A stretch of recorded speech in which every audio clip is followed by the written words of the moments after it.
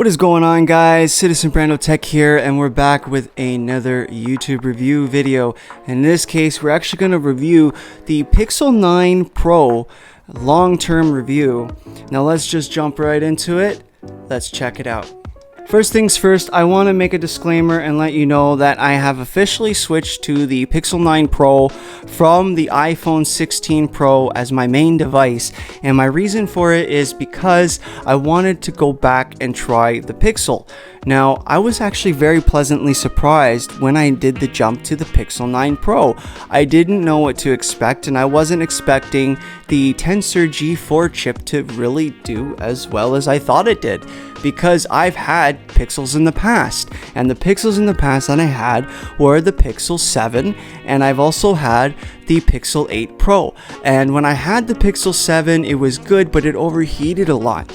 And then when I had the Pixel 8 Pro, it did well, and it didn't overheat as much, but it did overheat. And the problem with the Pixel 8 Pro for me was connectivity issues and battery life. And for me, if I can't use my phone in certain instances when I'm out and about with my family and I'm struggling to have service, that is a big no-no. And then with the battery life, that just turned me off completely. So I had returned it, and then I went back to Apple. Well, you know what? Apple being Apple, you know how good they are, but at the end of the day, it gets so boring. And if you're watching this video and you're on the fence of making the jump from Apple, just do it. Just do it now, because what you're getting with the 16 series, you're better off just getting the 15. The 15's the same thing. Don't let Apple tell you that. Anyways, honestly, if you're going to be paying prices like what you're going to pay for an Apple device and you're happy with them, stick with Apple. But if you want to make the jump to Android, now is your time to do it. And with the Pixel 9 series, you're not going to be disappointed, honestly. But if you're a gamer, keep in mind that this is not a gaming phone. This is an AI-based phone. And if you're into the whole Apple AI gimmicks, you're going to get better AI features here. Don't worry about Apple Intelligence. That's just garbage. It's just garbage. Sorry to say, it's a half-baked product. It's not even finished. Just stay away from Apple Intelligence. It's a joke. Anyways, enough about bashing Apple, because I don't hate Apple. I'm very disappointed in a product they put out, and they're selling to the consumers that you have Apple Intelligence, but you really don't have Apple Intelligence. It's a joke. Anyways, usability. For me, you can get the XL, or you can get the Pixel 9 Pro or the regular Pixel 9. The Pixel 9 is a 6.3-inch display, and the Pixel 9 Pro is also a 6.3-inch display. Now, with the front-facing camera, you're going to get a 42-megapixel selfie camera, whereas the Pixel 9, you're going to get a 12-megapixel selfie camera. And I do know that you do get a vapor chamber in the Pixel 9 Pro and the 9 Pro XL. The regular 9, I don't believe, has a vapor chamber, so just something to keep in mind when you are purchasing this device. If that really worries you so much about overheating, I do know that the Pixel 9, whether it has a vapor chamber or not, it has no issues with overheating. But if you are really heavily into your phone for taking videos and pictures, and you do game even on a Pixel device, which this year is not too bad at all, but you're not gonna get the best performance. We'll get back to that later. For camera, I'm just going to throw some pictures and videos up on the screen. You be the judge. I'm not a photographer by any means, but these are all point and shoot of the ultra wide, the telephoto, and the main lens. I went on a trip to Niagara Falls with my family, and I was using the Pixel all day. Bright sunlight, it was cold, and here's some pictures of my kid, my family, the falls, some videos as well I'll throw up on the screen. And you can see the only big issue I have with this camera is when you're switching lenses, especially when you're taking videos, you got that choppy jumpiness, which you don't have on an Apple device, because with Apple devices, you know, you're going to get the best video cinematography when it comes to utilizing any type of video, and you are a content creator. Apple will be the best thing for you when you're taking video. But for me, I don't really care about that sort of thing. I'm more of a point and shoot kind of guy, so whether the lens jumps this or not, my family's the only one going to be seeing the videos anyways, so I'm not going to be filming content for my YouTube channel on a Pixel device. Regardless, I'll be sticking with an iPhone or a Sony camera. But at the end of the day, if that thing matters to you, you're going to be fine with the Pixel 9 Pro. And honestly, the camera system in this device is so damn good. It kills Samsung devices, at least right now. I don't know what the S25 series will bring you in the new year, but I don't see an improvement gonna beat the Pixel, because the Pixel has the best overall camera for a point and shoot. Now, with that being said, there's definitely competitors out there in the Chinese market that have really stepped up their game. Vivo, Oppo, even OnePlus, for instance, are definitely stepping up their game, and they're bringing the heat. So, Google, be careful. Once these guys make it in the market, you got some competition, man. So, when it comes to connectivity, and that was a big issue I had with the Pixel 8 Pro and also the Pixel 7.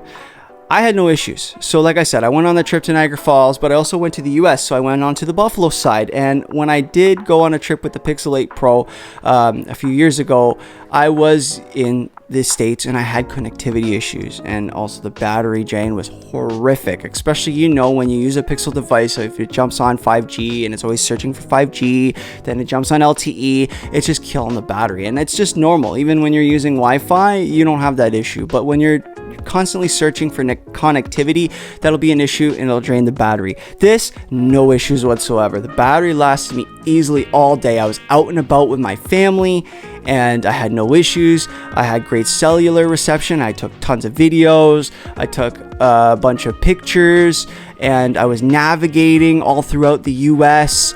And by the time I got back to my Airbnb in Niagara Falls, and it was time to hit the hay, it was really late at night, and I had just reached battery saver mode, which I have default on my phone. So when it hits 20%, it jumps onto the battery saver mode. And that was right an hour or two after the fact that I got back, which was around 11 o'clock, 12 o'clock at night. So that goes to show like how good this Pixel 9 Pro battery is, especially when using connectivity. That was just my use case. Your use case may vary. Keep in mind, I was not gaming during that time. Now, when we're talking about battery life, I'm a basic user. I sometimes average on days where I only do 4 hours of screen on time, just to be number specific. And I still have like 70% at the end of the day, and I don't charge overnight. And the standby time loses about 2 to 3% overnight, which is damn good, because when I used the iPhone 16 Pro, it was losing 12% overnight. And that's insane numbers. Like, what?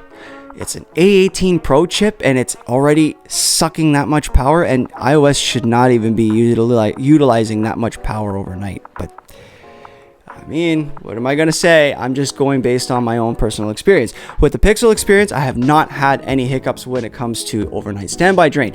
Now, on a heavy, moderate use day for me, and I get, if you want number specific, I can go anywhere between 6 to 7 hours without gaming. So I'm navigating, I'm taking pictures, I'm scrolling social media, I'm buying something, I'm using Google Pay. And then at the end of the night, and when I want to put my feet up and relax, I will run some games like Wuthering Waves, Genshin Impact. And with those games, they do perform well, but they don't perform to the top performance of like, an A18 Pro chip or a Snapdragon chip.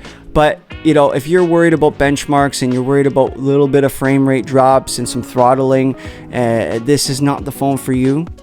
For me, I don't really care about some frame rate drops, and I don't really care if it throttles a little bit. As long as the game runs and it performs and I can use the game and play the game, I'm good. Like, I'm not really specific on that. And I don't game, and if I do game, it's on a console or it's on a PC. But, if you want to take 5-10 minutes and game up on this, it'll do fine. And it doesn't overheat. Actually, it does better in stability scores than it does for an iPhone, which is weird, but we're not going to go into the benchmarks. We're not going to go that far. And when it comes to the Pixel experience, I do have a Pixel 3 watch, and I use this for all my fitness needs. And it's kind of weird because sometimes I'll be doing the dishes, and there's times where it automatically puts me in running mode, and I'm running, and I'm not running, I'm actually just doing the dishes, which is really strange. I think that's just a Pixel Watch glitch. but I utilize the buds as well. I have the Pixel A series buds here, and they slap. Even for an A series buds, they slap. My only gripe with them is that they don't sound too loud, and I like to crank the hell out of my music, but they don't go too loud. But regardless, the sound quality is pretty good. The ecosystem is really good. Google is almost there. And I think with the Pixel 10 and the Pixel 11 series, if they keep improving on those little things, especially when it comes to GPU and CPU performance, yeah, I know people really do care about that stuff. And I think Google is starting to listen. But at the end of the day, they're really focused on AI. And if you want a phone that does all the simple tasks for you, and it can game, but at the end of the day, this is the device that will last you a long time. And you see devices now like the Pixel 6, the Pixel 7, they're getting 2 more years of software support. And you see people put them on YouTube where they're showcasing how the Android 15 software is working. Even the Android 16 betas are working so flawlessly smooth on those devices. So I think Google does believe in the Tensor, and I'm starting to believe in the Tensor too. But I think the Tensor G4 is peak right now. Like they've done a really good job with efficiency, and I think that's what they're starting to focus on is battery efficiency, and they're going to continue on with those little subtle changes. Well, performance-wise, we'll see in the next couple of Pixel, launches where it goes from there. But until then, I think this is the device of the year, and a lot of people will disagree with me, or they will agree with me. But there's tons of other devices where they've gotten phone of the year. But for me, I've used so many different phones this past year. This is the phone I keep going to, and this is the phone where my main SIM stays in, and it ain't going anywhere anytime soon until the Pixel 10 series comes out. I don't even know if I'm going to upgrade to that, because I'm so happy with this. If it's only a 15% jump, what's the sense of upgrading? Phones have plateaued now, and everybody's always running to the latest and greatest. Why are you going to be throwing away money when this is perfectly capable of doing everything you need to do?